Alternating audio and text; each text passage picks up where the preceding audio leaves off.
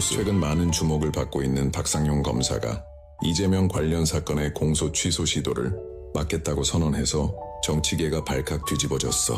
박 검사는 공소 취소를 막는 것이 검사로서의 마지막 사명이라며 대통령과 관련된 사건의 공소 취소는 법치주의의 원칙에 어긋난다고 주장했어. 또한 검찰이 공소 취소할 것이 아니라 이재명 대통령이 억울하다면 재심을 청구하는 것이 적법한 절차라고 주장했어. 그러면서 박 검사는 이 사건 공소가 취소될 경우 북한의 정권이 휘둘리는 상황이 올 수 있으며 이는 국가 안보에 엄청난 위협이 될 것이라고 경고했어. 현재 박상용 검사는 직무가 정지되고 출국 금지가 내려지는 등 여당의 압박이 갈수록 심해지고 있어. 하지만 그는 법치를 지키기 위해 끝까지 싸우겠다고 밝히면서 국민들의 응원이 쏟아지고 있어.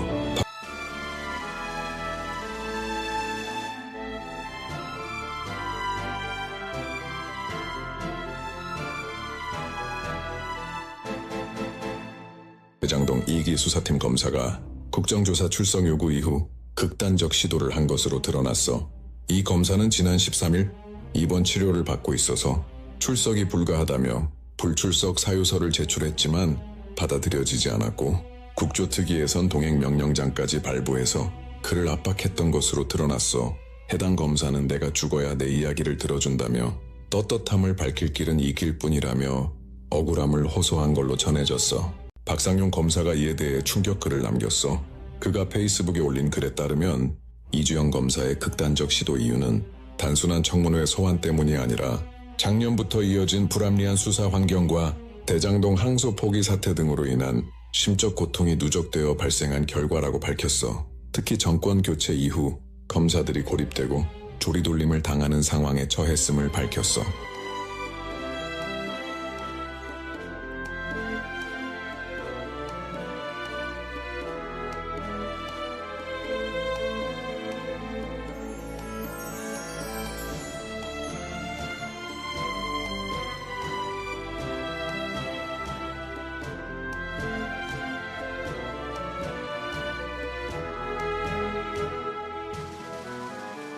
의회 폭주 중단하라! 중단하라! 중단하라! 중단하라!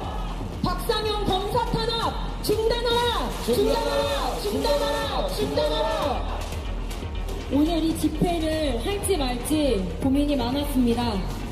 왜냐하면 저만 해도 회사를 나와야지만 이런 문제를 말할 수 있게 되었는데 제 주변의 많은 청년들은 그렇지 않기 때문입니다. 다들 자기 일터가 있고 생업이 있고 여기 한번 나오려면 연차를 써야 되고 반차를 써야 합니다. 그래서 이렇게 집회를 한다는 것 자체가 결코 쉬운 일이 아닙니다. 그런데도 왜 나왔겠습니까? 굳이 시간을 내고 손해를 감수하고 이 자리에 섰겠습니까? 민주당에게 말합니다. 민주당을 지지하지 않는다고 해서 이 국정조사를 비판한다고 해서 우리를 함부로 극우라고 낙인 찍지 마십시오. 저희는 민주당 지지자를 모두 극좌라고 부르지 않습니다. 그런데 왜 민주당은 자기들에게 반대하면 손쉽게 극우 딱지를 붙이십니까? 이건 민주주의입니까? 아닙니다.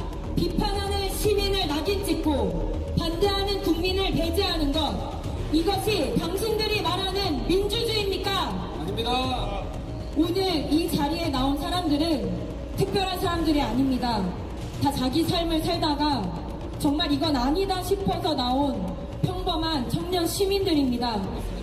그러니 이 목소리를 가볍게 여기지 마십시오. 지금 민주당은 자신들에게 유리한 증언을 세우고 자신들의 프레임을 정면으로 반박할 수 있는 인물은 배제하고 있습니다. 듣고 싶은 말만 내세우는 것이 당신들이 말하시는 국정조사입니까? 아닙니다. 이것은 조사도 아니고 진상규명도 아닙니다. 맞습니다. 결론을 미리 정해놓고 거기에 맞는 말만 모으는 정치 연출입니다. 맞습니다. 분명히 말하겠습니다. 박용철 전 쌍방울 부회장의 증언으로 이미 대북 송금이 있었다는 사실이 만천하에 드러났습니다. 그 부분을 인정해야 합니다. 그런데도 민주당은 대북 송금의 실체를 인정하는 쪽으로 가는 것이 아니라 자꾸만 사건의 중심을 비틀고 본질을 흐리고 자신들이 원하는 프레임으로만 몰고 갑니다. 국민은 묻고 있습니다. 대북 송금이 있었습니까? 없었습니까? 있었습니다. 있었다는 증언이 나왔습니까? 안 나왔습니까? 나왔습니다. 그러면 민주당은 먼저 그 사실부터 인정하십시오. 본질을 흐리고 프레임만 키우는 정치를 멈추십시오. 국정조사는 차분히 사실을 확인하는 자리여야 합니다. 그런데 지금 일부 민주당 의원들의 질의는 확인이 아니라 유도신문이고 검증이 아니라 몰아가기를 하고 있습니다. 원하는 답이 안 나오면 다시 묻고 또 되묻습니다. 이게 정말 공정을 위한 사실 확인이 맞습니까? 아닙니다. 이것은 답을 정해놓고 하는 신문이 아닙니까? 맞습니다. 국회는 법정이 아닙니다. 의원들은 판사의 자격을 갖추고 있지 않습니다. 위원장도 재판장이 아닙니다. 그런데 왜 지금 민주당은 국회를 법정처럼 쓰고 질의를 판결을 내리기 위한 수단처럼 하고 정치를 재판으로 진행하고 있습니까? 이것에 대한 가장 심각한 문제, 사법부 독립에 대한 정면 도전입니다. 맞습니다. 여러분, 대한민국 헌법 제101조는 사법권은 법원에 속한다고 말합니다. 그리고 제103조는 법관은 헌법과 법률의 양심에 따라 독립하여 심판한다고 규정합니다. 이 말은 무슨 뜻입니까? 국회는 법을 만드는 곳이고 법원은 재판을 하는 곳이라는 뜻입니다. 그런데 지금 민주당은 어떻게 하고 있습니까? 이미 재판이 진행되었고 판결이 내려진 사안을 다시 국회로 끌고 와서 자기들이 다시 판정하고 다시 심판하고 다시 여론을 재구성하려고 하고 있습니다. 이것이 바로 의회 폭주 아닙니까? 맞습니다. 이것이 바로 사법권 침해 아닙니까? 맞습니다.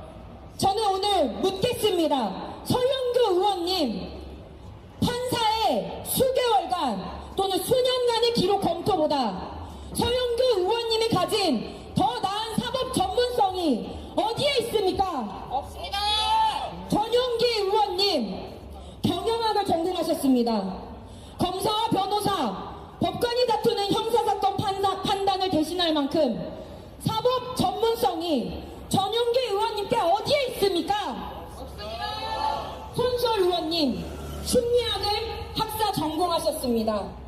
재판부의 증거 판단과 법리 판단을 뒤집을 만큼의 형사사법 전문성이 어디에 있습니까? 없습니다. 이것은 학력 비하를 하고자 하는 것이 아닙니다. 전공 비하를 하고자 하는 것도 아닙니다. 역할의 문제를 말하고자 하는 것입니다. 판사는 판결하라고 있는 사람이고 검사는 수사하라고 있는 사람이고 변호인은 변론하라고 있는 사람입니다. 그리고 국회의원은 입법과 국정 감시를 하라고 있는 사람입니다. 그런데 왜 지금 일부 의원들은 자기들에게 없는 사법 전문성을 마치 가진 것처럼 의기양양하게 행동하면서 판사 위에 서고 국민을 기만하려고 하십니까? 왜 국회가 법원 위에 올라타려고 하십니까? 국민 여러분, 사법부를 입법부의 하급기관처럼 다루는 발상은 자유민주 헌정질서의 발상이 아닙니다. 그것은 권력 분립의 언어가 아닙니다. 이것은 권력 집중, 중앙 권력 집중의 언어입니다. 판결은 어디에서 이루어져야 합니까? 법정입니다. 다시 한번 묻겠습니다. 판결은 어디에서 이루어져야 합니까? 법정입니다. 맞습니다. 판결은 법정에서 이루어져야지 국회의사당 안에서 다시 조립되어서는 안 됩니다.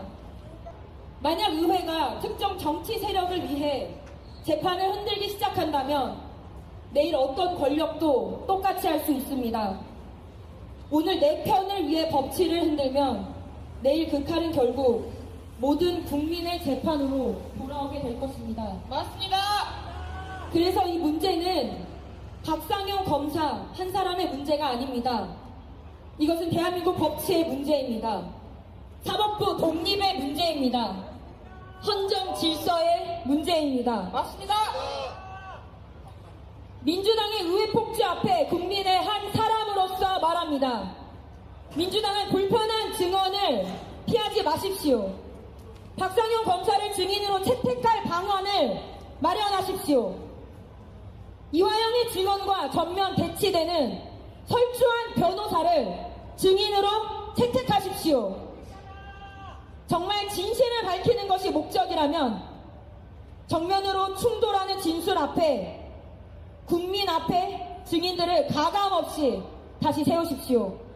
그것도 하지 않으면서 공정한 국정조사라 기만하지 마십시오. 증인 채택도 공정하게 하지 않으면서 검찰 견제라 할 수 없습니다. 마지막으로 구호 다시 한번 재창하고 마치겠습니다. 의회 폭주 중단하라! 중단하라! 중단하라!